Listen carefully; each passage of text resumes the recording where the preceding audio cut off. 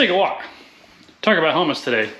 Now, helmets are more than just keeping the inside of your head from being on the outside of your head. Yeah, that's a big deal. But really, they're meant to protect against traumatic brain injuries. And in some instances, even neck injuries. At least the really good ones do that. But with all the options out there, what kind of helmet do you buy? Well, if you ride an adventure bike and you ride off-road, there's a couple of different options. You can always go with the ever popular adventure helmet like this Climb Krios Pro, or do you go with a full-on motocross helmet like this Alpinestars SuperTech SM10? Well, today I'm going to give you 5 reasons why you should consider both.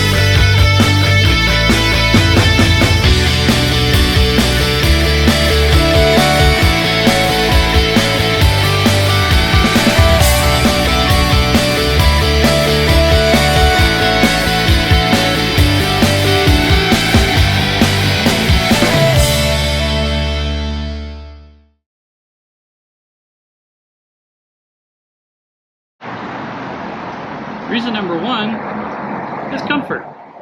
Your ADV helmet is going to be excellent on those long highway rides, highway speeds, lots of wind. You can seal yourself off from the elements by just dropping your visor. They're a lot quieter. Yeah, they weigh a little bit more and they don't breathe as well, but on those long days, comfort is king. Fatigue can really build up and can make a long ride sometimes just unbearable. If you're always having to stop every hour or two to take a break because you're just worn out or tired of getting beat up from the elements, an ADV helmet's the way to go.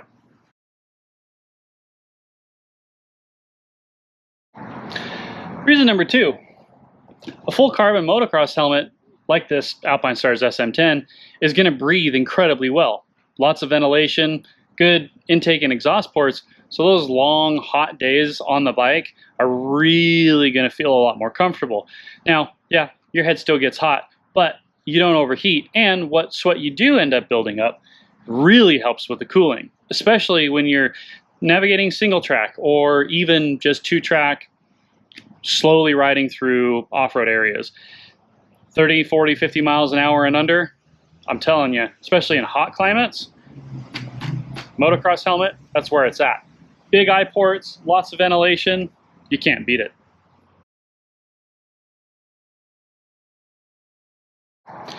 Reason number 3, ADV helmets offer a lot more protection from the elements, like I mentioned before, but they're also a lot quieter. Most people don't understand that noise fatigue is a thing, and it really can wear you out.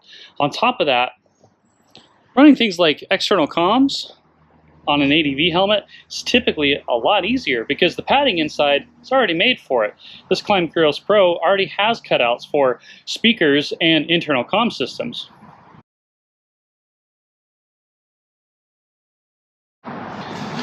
Reason number 4, safety. Motocross helmets, especially these really nice full carbon motocross helmets, offer unparalleled impact protection.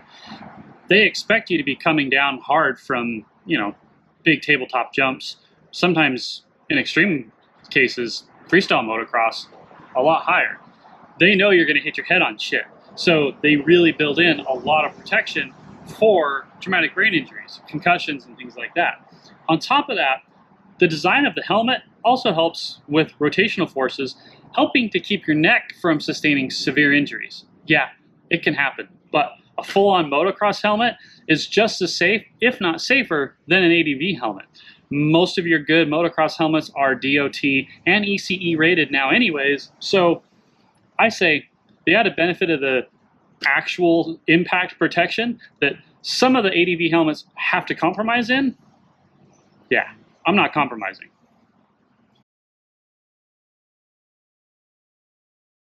And reason number 5 is modularity. Most of your nicer ADV helmets can be configured in a lot of different ways.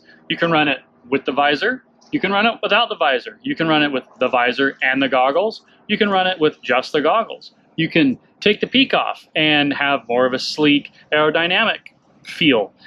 Lots of different ways you can configure an ADV helmet. A motocross helmet, you pretty much are stuck with goggles, unless you're kind of a psycho.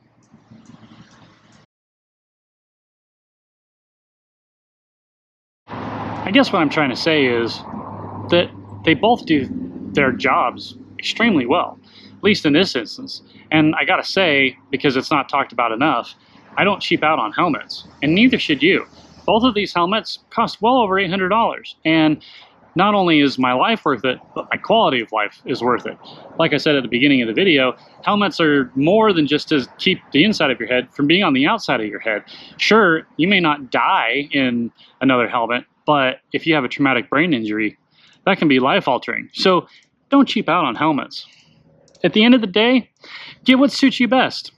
Spend 90% of the time on pavement and forest roads, or even gravel roads and logging roads? Or do you spend a lot of time at highway speeds? Get an ADV helmet. If you spend 90% of your time off-road and riding through technical terrain or less than 30 miles an hour where airflow is at a premium, motocross helmet's the way to go. If you're like me and you split your time, sometimes I like to go on long road trips where I may see a little bit of off-road, but the majority of it's going to be higher speed. I'll take my ADV helmet.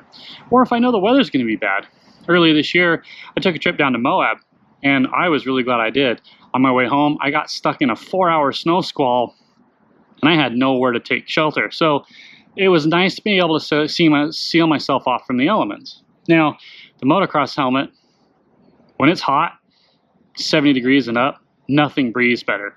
So if I know that I've only got a couple hours of highway riding to get to my off-road destination, or I know it's going to be hot, I'm always going to reach for my motocross helmet. Throw a good set of earplugs in, and it's not that big of a deal.